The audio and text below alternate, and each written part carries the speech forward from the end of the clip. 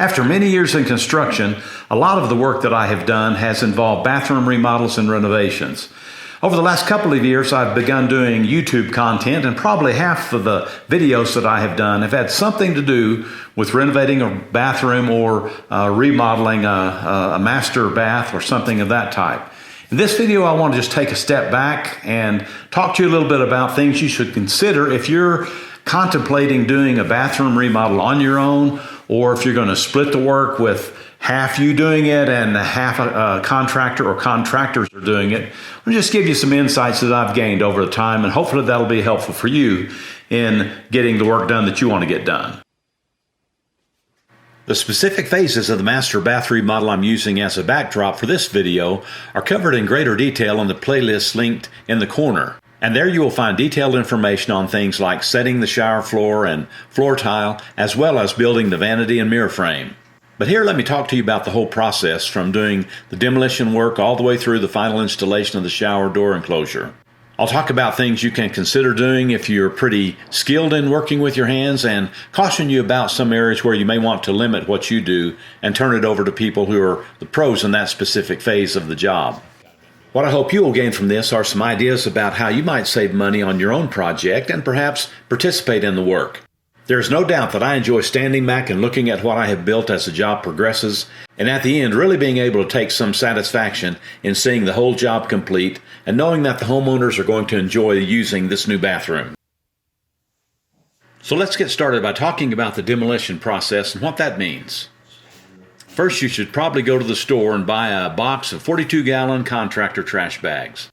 You may also want to pick up a box of this plastic carpet shield if you're going to be walking across the carpet in your home as you work, and have some drop cloths handy or tape down cardboard runners on your tile or wood flooring to help you get things you're tearing up out of the house without creating a big mess all the way through your house. Also consider putting up plastic barriers to help limit the dust you're going to create from being distributed all through the house in the form of a thin layer of dust that gets on everything. You're not going to stop it all with these plastic barriers, but they will help.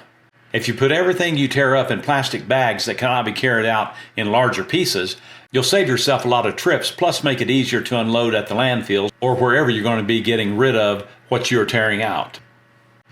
I know it looks like a lot of fun taking sledgehammers and saws like on Fixer Upper and go to it, swinging at and hacking everything in sight.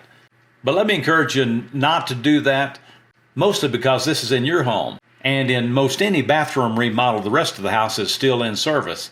So your water lines are still pressurized and your electricity is still energized. So my first rule of thumb is to not cut into anything that you don't know what is behind it. That sounds pretty reasonable because the saw blade is going to happily cut through anything you give it a chance to. And life goes on much easier if you don't cut through the things that you're not supposed to. You know, sheetrock is only 1/2 inch thick, and you can remove as much of it as you want without affecting the structural integrity of your house. Plus, having it off your walls allows you to see what's buried in the structure of your framing. And my second rule of thumb is to not remove any structural framing in the bathroom without knowing why it's there. Or in other words, is it load-bearing?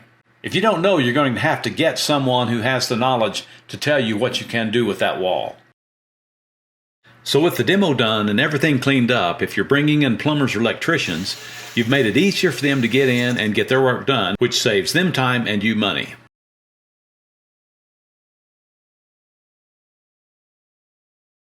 Tearing things out like I've shown in the video is not difficult. Just make sure you're careful. Wear safety glasses and filtered mask, use gloves. You just don't want to get yourself hurt in the process of doing demolition. You've still got a lot of work ahead of you. This stage of the remodel is the best time to evaluate the lighting situation. Everything is out of the way so that even if scaffolding is needed, the ceiling can be easily accessed. This ceiling is 12 foot high, so I definitely have the scaffolding set up. We are going to need to shift the vanity lights over a bit because the vanity is going to grow in length about 2 feet. There are 3 lights in the ceiling, which are way inadequate for this space, so we're going to add 6 recess cans spaced equally throughout the ceiling, and then add 1 hanging chandelier over the new Whirlpool tub. We have 2 light switches already wired in, so that works out perfectly. Depending upon your level of electrical knowledge and your local building codes, you will need to decide if you need an electrician to do this work. There are some trades that you can get by with having just a little bit of knowledge. Electricity is not one of those trades. One of the trades you can practice enough to do acceptable work is texturing holes like this in the sheetrock.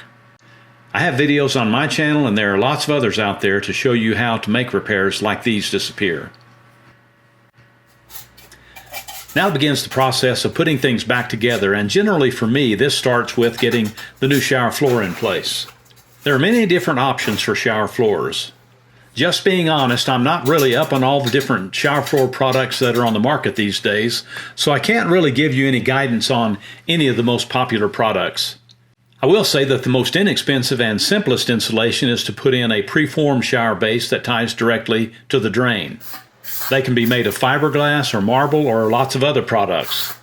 These will get the job done and allow you to begin setting wall tile immediately after installation. The method I'm using is total old school, but totally effective. I learned to do this over 40 years ago. So it stands to reason that this is the method I continue to use, and obviously have always been happy with the outcome. I did a 2-part video series on building a shower floor from scratch that is linked in the corner if you have some interest in seeing how this process is laid out in detail. But getting the shower floor in allows you to move ahead with getting the wall tile up and getting the tub deck tile work done. Then you are also ready to get the bathroom floor installed. This next step is going to probably make the single most dramatic change in the look of your bathroom. It's a good idea to have done as much of the painting as possible before you start setting tile, because of the potential for spills and spatters on your finished tile work if you do it after. In this bathroom, tile is going to cover about half the square footage of wall space and floor space. We're also doing some decorative liners inset in the wall tile and running some continuous lines of tile around the wall above the tub that carries into and around the shower. So there is a pretty good amount of planning and laying out the tile patterns before you actually start setting tile. I'm going to throw up one more rule for remodeling when it comes to tile installation, and that is to know how your tile is going to lay out before you ever start installing. Good tile professionals are going to do that and maybe even talk to you about potential problems they see with the layout, so you're not surprised by something you weren't expecting. If you're installing the tile yourself, just take the time to literally stack pieces of tile out on the floor or the wall to see what kind of cuts you're going to end up with at the corners. You can also lay out any number of pieces of tile on a flat surface with grout joint spacing you intend to use and measure those distances. Then you can take those measurements and lay them out on walls and floors to see where full tiles are going to end with your current layout, and what kind of cuts you will need for the last pieces you lay.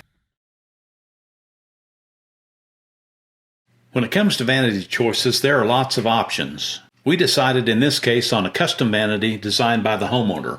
We had 102-inch open space here, so we could have certainly done something different. If we finished the floor tile all the way to the wall and installed base trim on top of the tile, we had the room to install a vanity like this, or like this, or even 2 vanities side by side like this. Vanities like these can be found in all the big stores and online as well, often for good pricing. If you are a pretty good woodworker, it's also a great experience to build your own, or take an old piece of furniture and convert it into a bathroom vanity. On this job, the countertops and deck for the tub were contracted out to a fabrication company who cut these pieces out of a big slab of quartz and also did the installation. There are certainly other options for vanity tops, but unless you're intending to do a tile vanity top, the better option is probably to check with granite countertop companies in your area and see what kind of deals you can make. I also build solid surface countertops on some of my projects, which are a great option in bathrooms too. Finally, this shower door enclosure is 3/8-inch tempered glass, and as you can see, the glass is frameless. It's a great way to finish off a bathroom remodel, but it is expensive. My contractor cost for this particular enclosure was about $2,400 installed. This again is one of those things that needs to be installed by people who do this all the time. I certainly haven't covered everything that goes into a bathroom remodel, but hopefully I hit some of the high points to give you some things to think about. I do know that having new bathrooms in older homes is a great selling point, and that if you keep the cost reasonable, you will more than likely recoup the money from your remodel and then some. Thanks for watching, and I hope you found this information helpful.